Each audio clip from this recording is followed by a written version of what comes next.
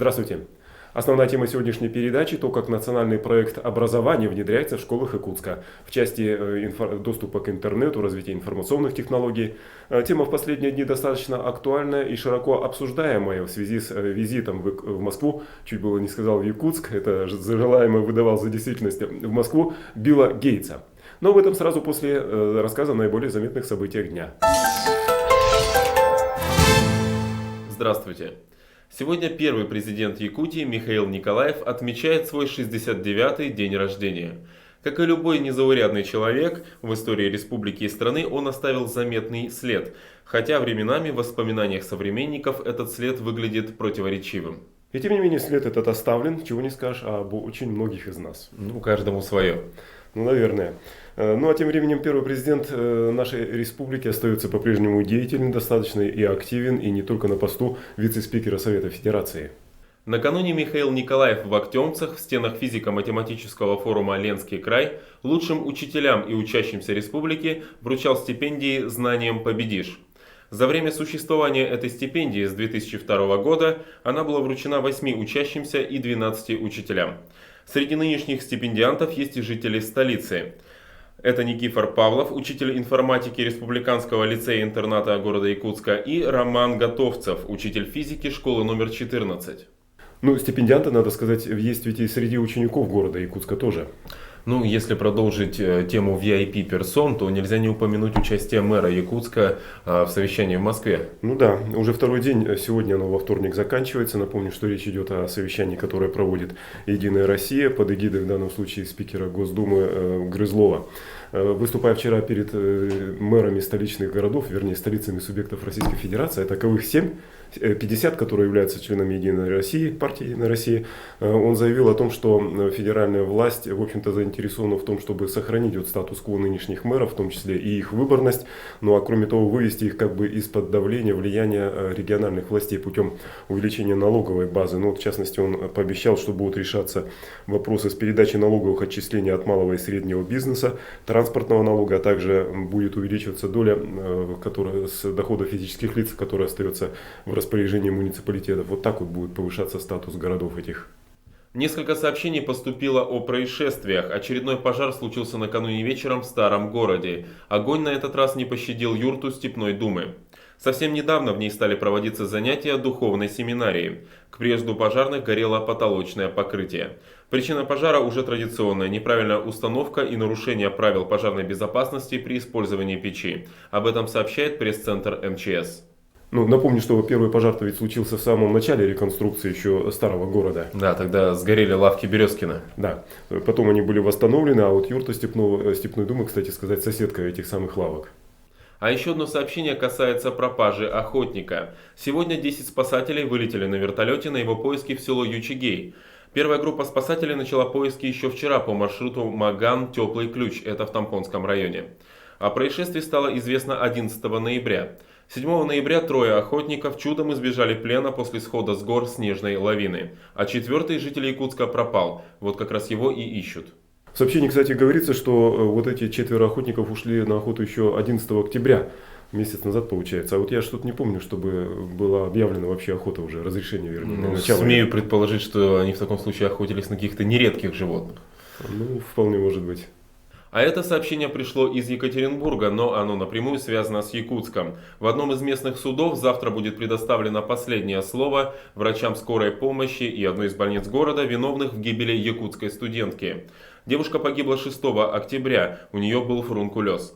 Бригада скорой помощи отвезла ее лишь после повторного вызова, а в больнице ей отказались предоставлять медицинскую помощь из-за отсутствия полиса.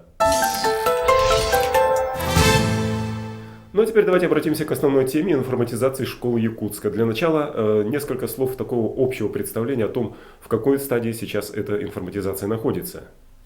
Это именно подключение по оптике.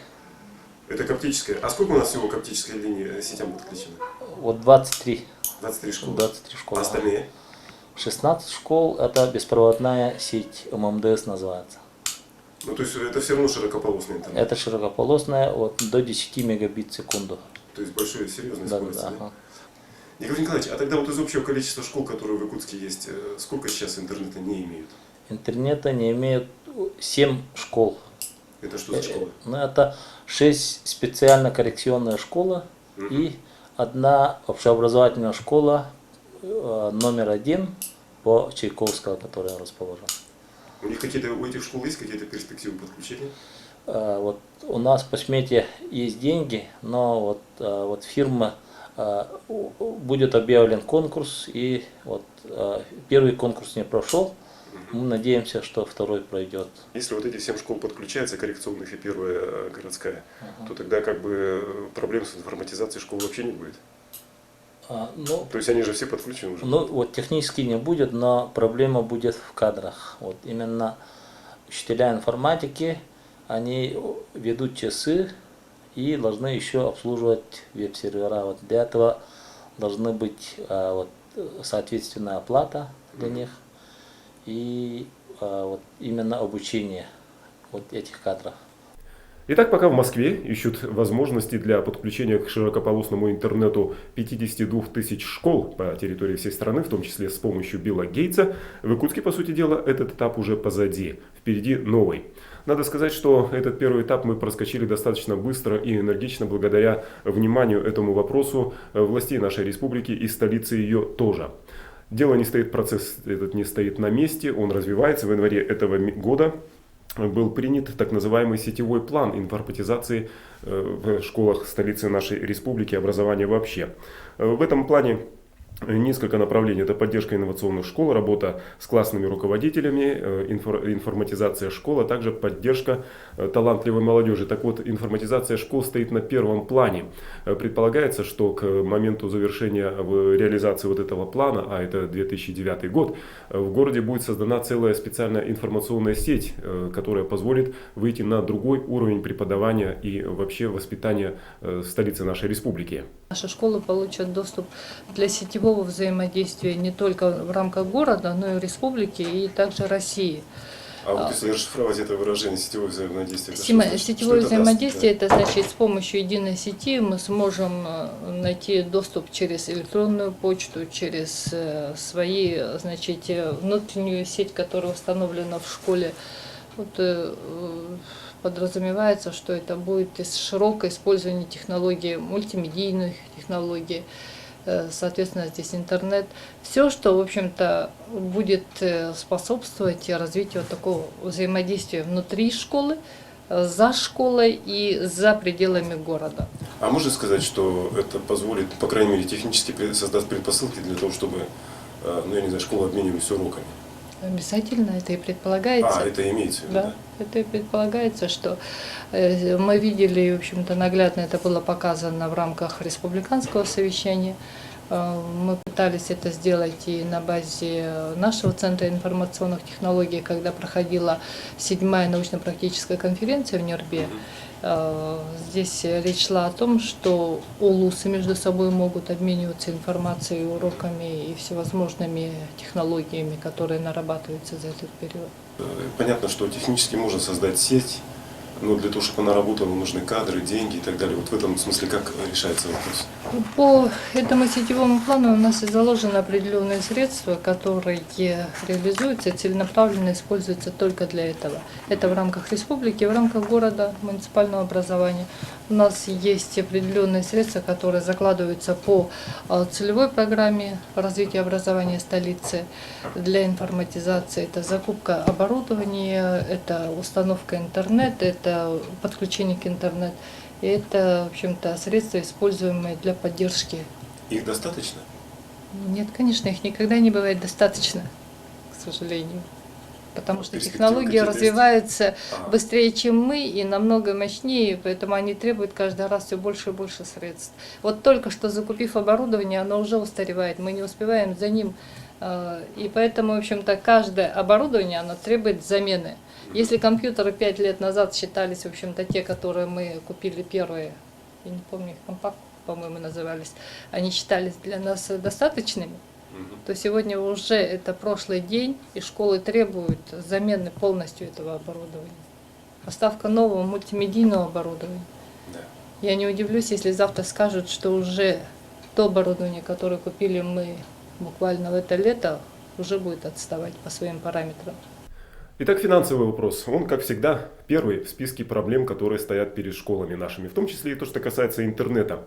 Даже сегодня, несмотря вот как бы на достаточно решенную проблему с подключением к интернету, то, что касается непосредственно пользования уже этой услугой, вернее сказать, ее оплатой, мало какой из столичных директоров школ сознается, что нет у него этой проблемы. Хотя цифры, надо сказать, в общем-то впечатляющие по оплате интернета. У нас заложено, вот, например, на каждую школу абонплата 2000 и вот внешний трафик, знаете, 2500 в этом году. На следующий год вот это планируется на каждую школу по 9000. Это в год имеется в виду? В месяц. В месяц. В месяц. Вот 9000 рублей. И там вот насколько вот именно администрация школы и вот учитель, который отвечает вот именно за подключение интернета, они должны вот соблюдать именно вот какие образовательные сайты и так далее. Вот полезные сайты. Посещать, да. Да. Это понятно, это другой вопрос уже, да, содержательный такой. Ну вот некоторые школы, вот, например, подключены, но именно по каким причинам, по техническим, по кадровым, неизвестно, мы должны обойти вот эти школы. 4-5 школ недостаточно работают в интернете. Мы должны выяснить. Как вы определяете, что недостаточно? Почему? У нас есть вот трафик инспектор, вот так называемая программа, которая наблюдает, кто сколько трафика использует. То есть они не пользуются, по сути. Они не используют интернет. А это какие школы, например? Вот это 18, 4, 16 и 6, кажется. Вот эти 4 школы мы должны обойти в скором времени. В образовании, как в спорте, все равнения на передовых, в том числе и в информатизации тоже. И вот в этом смысле наши, так сказать, ребята не подкачали. У них очень неплохие результаты по выступлениях на всевозможных олимпиадах и соревнованиях по информатике. У нас в этом году вот именно команда города Якутска заняла 2 место в зоне Дальнего Востока и Сибири. Сейчас уже будет участвовать в финале России 27 по 29 октября. Это российский финал по информатике. А в прошлом году именно в таких же соревнованиях в зоне Дальнего Востока заняли 2 место, а в финале России 2 диплом завоевали. Это, я считаю, большой успех именно учителей информатики города Якутска и республики. Один из учеников здесь сидит, Антон Менюк из 23-й школы. Сейчас занимается вот именно программированием, участвует в Российской заочной олимпиаде, которую успешно решает тоже задачи. Я пока что только вхожу в систему тестирования. Это для чего? Это для, тренируюсь я, решаю задачи, посылаю, мне выдают ответ. Насколько правильно я это все дело решил. Ну и... Это получается такая дистанционная форма обучения еще? Да. То есть, это чей сервер-то вообще? Вот это участие в Олимпиаде, он участвует в заочной всероссийской Олимпиаде в Москве, Который сейчас реально идет? Который идет до 10 января, будет идти. Ага. Там будет предложено 12 задач, из которых Антон решил, сколько, 8, да, или 7? Пока 7 решил. Нам бы вот ко всему сказанному еще бы своего такого небольшого Билла Гейтса с умопомрачительным фондом поддержки информатизации. Но, увы, в такой ситуации, в его отсутствии, нам приходится уповать только на то, что приоритетные направления в информатизации, выбранные руководителями столичного образования, они верные. А также еще и на самоотверженность учителей информатики, ведь, по сути дела, большую часть нагрузки, связанную с реализацией программы, о которой мы сегодня говорили, они будут нести, я бы так сказал, из любви к искусству, к своему делу. Платить, видимо, будут им за это все-таки очень и очень мало. Ну и, наконец, было бы ко всему этому еще неплохо приложить и прилежность наших учеников. И вот если эти все 3 совокупные части совпадут, то, наверное, цены информатизации наших школ и создания единой информационной сети в городе, в общем-то, просто даже и не будет. На сегодня все. До свидания.